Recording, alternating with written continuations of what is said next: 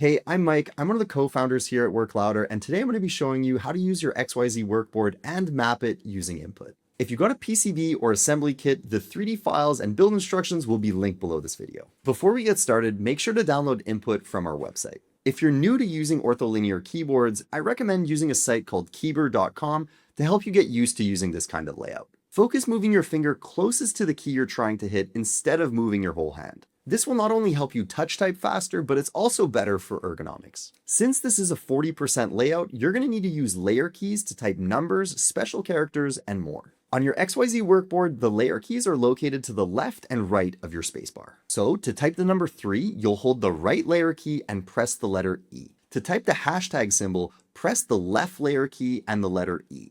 It's important to note that if you find a key combination or layer key placement that is more natural to you, you can find the layer keys under the Basic tab and remap them to your liking. Alternatively, if you want to keep a specific layer toggled, you can use the touch sensor below the encoder to do so. Now, let me show you how to map your keyboard with some examples. Let's say you want to map a key that's not physically present on your keyboard, like one of your F keys. All the keys that you can find on a full-size keyboard can be found under the Basic tab. Simply select the key that you want to map and then map your key. For example, you can map an entire numpad layout and access it by just holding one of your layer keys. But let's say you want to map a single key that outputs a full shortcut. This is when you'll want to use the Actions tab.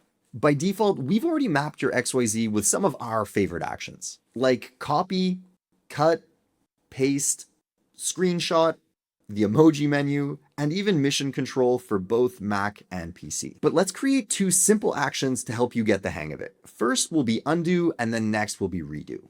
To do this, create an action, name it, and give it an icon if you want. To record your shortcut, just type the keys into the box below. If you want further control over the up and down strokes or even delay, use the advanced mode. Once it's created, let's save it and then select the key that we want to map it to. And we'll repeat these steps to make the redo shortcut.